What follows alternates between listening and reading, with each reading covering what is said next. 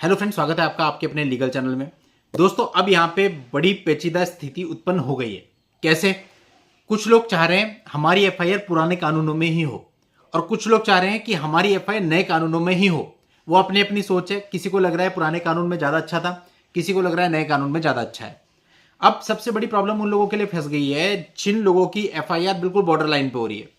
यानी स्थिति यह बन रही है कि अगर 4 दिन पहले एफआईआर होती तो बढ़िया था यार, पुराने कानून में दर्ज हो जाती। अभी 4 दिन बाद हो रही है तो नए कानून में दर्ज हो जा रही है। क्योंकि अभी क्या है कि मान लो कोई लड़की कंप्लेंट करती है 15 जुलाई को। अब 15 जुलाई को कंप्लेंट करी और उसने उसमें कोई घटना दिखा दी जो कि 1 जुलाई के बाद की है, तो आपकी एफआईआर नए कानूनों के हिसाब से दर्ज हो जाएगी।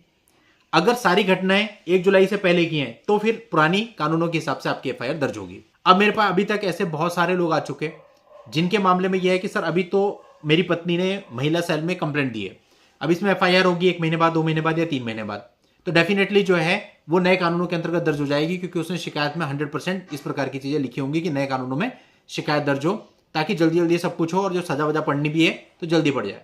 कई लोगों की सोच ऐसी होगी। और दोस्तों, कई सारे लोग ऐसे आए जो खुद चाहते हैं कि हमारी जो एफआईआर है वो नए कानूनों में दर्ज हो, क्योंकि उन्हें लगता है कि नए कानूनों में उन्हें ज्यादा फायदा मिलेगा।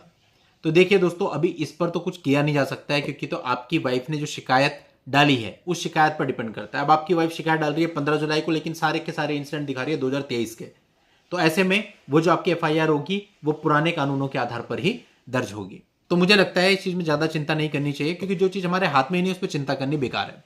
जो भी एफआईआर होगी नए कानूनों में हो पुराने कानूनों में हो, मेन बात है कि हमें उसको डील करना है और अच्छे प्रकार से डील करना है। यदि हम उसे स्मूथली डील कर लेंगे तो बहुत ही आसानी से इस सारी चीजों से बाहर आ जाएंगे। और गलतियां करेंगे, चाहे फिर वो पुराने कानून की एफआईआर हो चाहे वो नए कानून की एफआईआर हो, दिक्कत आनी तय है।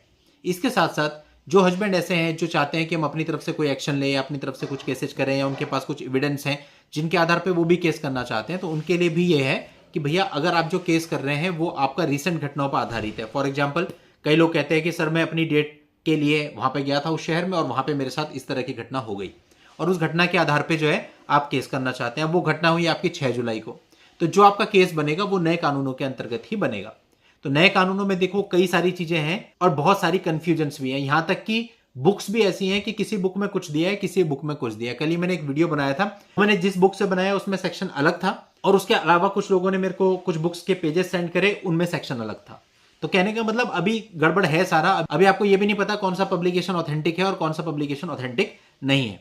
तो इसलिए अभी बहुत कंफ्यूजन का माहौल है। आपको सिर्फ इतना ध्यान रखना है कि अगर आप अपनी तरफ से कोई केस कर रहे हो और वो केस नए कानूनों में दर्ज होना है, तो बहुत ही बारीकी से हर एक चीज का विश्लेषण करते हुए आपको वो केस बनाना है, दर्ज कराना है। क्योंकि प्रोसीजर से अभी लोग इतने परिचित नहीं है, तो डेफिनेटली दिक्कत आएगी, समझने में भी दिक्कत आएगी, बनाने में भी दिक्कत आएगी, इंप्लीमेंट करने में भी अभी कोर्ट्स में लोगों को दिक्कतें आएंगी कुछ समय। और धीरे धीरे जब यूज टू होंगे लोग, तब जाकर के चीजें सही होंगी। तो बल्कि मेरा तो ये कहना है कि अगर आप अभी केस दर्ज करने की सोच भी रहे हो तो थोड़ा सा रुक जाओ, 10-15 दिन, महीना भर रुक जाओ, ताकि थोड़ा सा यूज टू हो जाए लोग इसके, लोगों को पता चल जाए कि नए कानूनों में प्रोसीजर कैसे हो रही है, जो कंफ्यूजन है वो दूर हो जाए, ताकि उसके बाद अगर आप केस करें तो आपका केस बड़े ही आराम से दर्ज भी हो सके, चल भी सके, और आपने जिस वजह से केस किया है रिलीफ पाने के लिए, वो रिलीफ आपको मिल भी सके। तो चलिए दोस्तों, आज के वीडियो में इतना ही। नेक्स्ट वीडियो में नई जानकारी के साथ मैं आपसे फिर मिलता हूं। तब तक के लिए good bye and thank you for watching. Take care.